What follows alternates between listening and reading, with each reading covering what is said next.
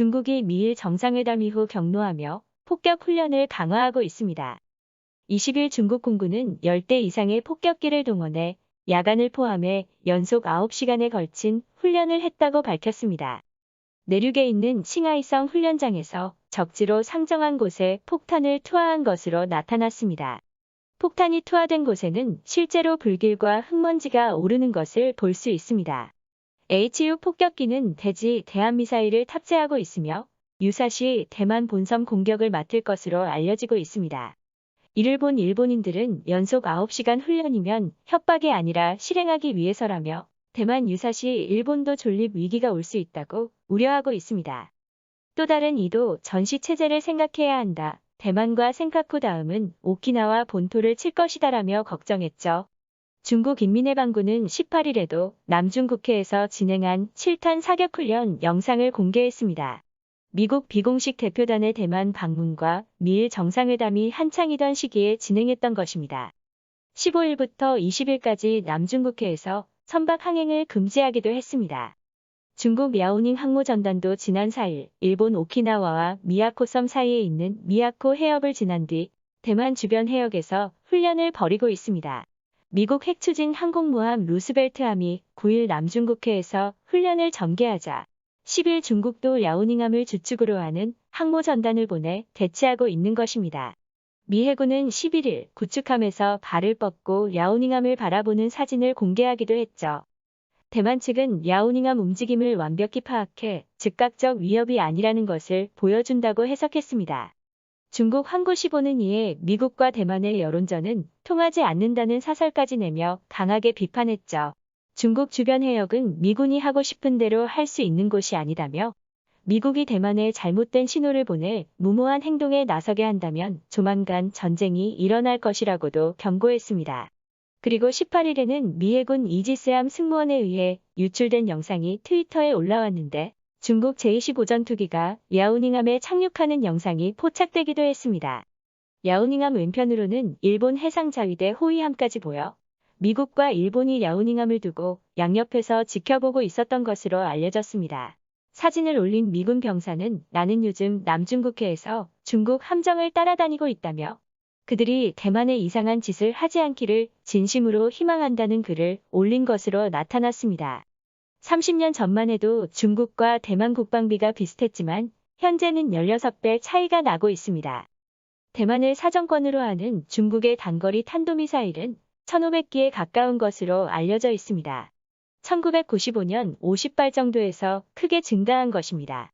중국의 주력 전투기 또한 2025년이면 지금보다 700대가 늘어나 1950대가 될 것이라는 분석입니다.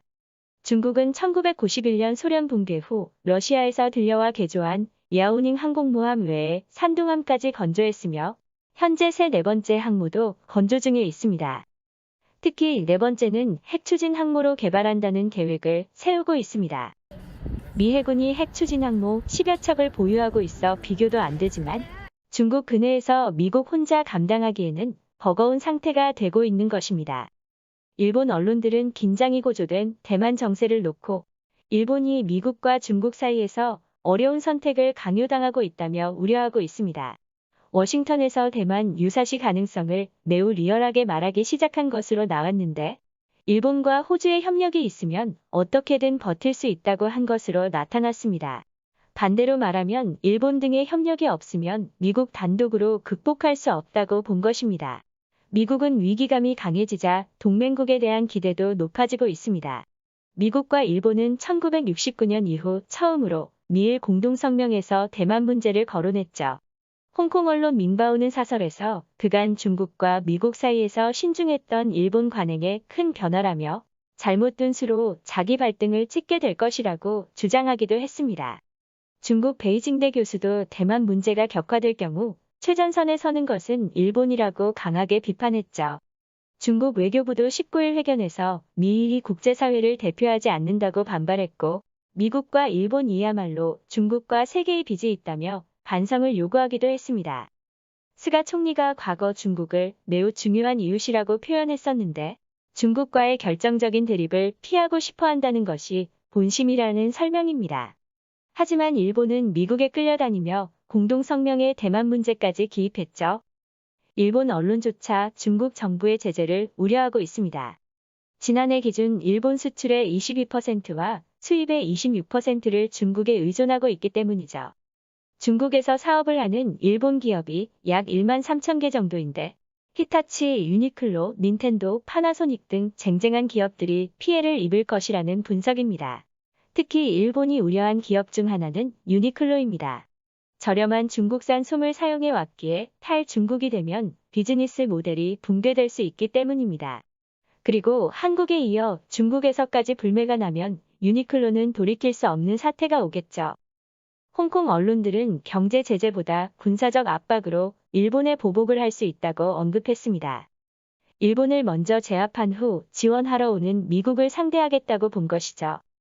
일본 가토 관방장관은 19일 기자회견에서 적기지 공격 능력 확보를 계속 검토하겠다고 말하면서도 중국과의 안정적인 관계는 평화를 위해 매우 중요하다며 한 발 빼는 모습을 보였습니다.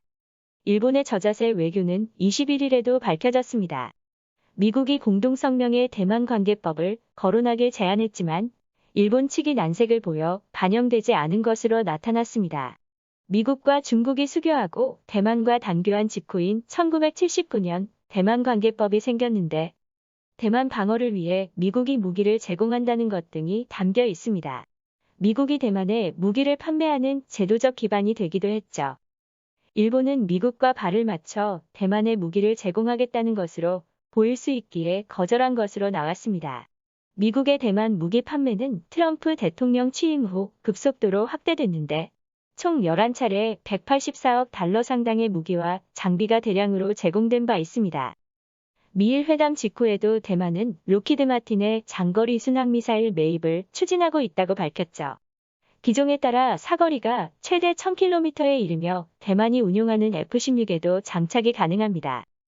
조만간 40에서 100대에 이르는 미국산 팔라딘 자주포도 대만에 수출될 것으로 확인됐는데 그 규모는 약 6,800억 원 정도로 알려지고 있습니다. 팔라딘 자주포는 신형은 아니지만 최대 사거리 30km의 막강한 화력을 갖추고 있죠. 대만이 미국 자주포를 구매한다고 하자 중국은 불길에 기름을 부었다며 발끈하고 있습니다. 미국으로서는 긴장이 강해지면 무기 판매가 늘어나는 효과를 보는 것입니다. 바이든 정권은 지난주 오랜 규칙을 바꿔 대만 인사가 정부 건물을 사용할 수 있도록 했습니다. 기존에는 미국 국무부 건물에서 회담을 하지 않고 근처 레스토랑이나 카페에서 대화를 했지만 정책의 변화가 나타나고 있는 것입니다. 현재 상황을 보면 미국이 일본 오염수에 오케이하는 대신 일본을 중국 상대로 세웠다는 것을 알 수 있습니다. 그러면서 정작 무기 판매 실리는 미국이 얻고 있죠. 미국은 일본 정부가 오염수 방류를 확정하자 결정이 투명했다는 의견을 보였습니다.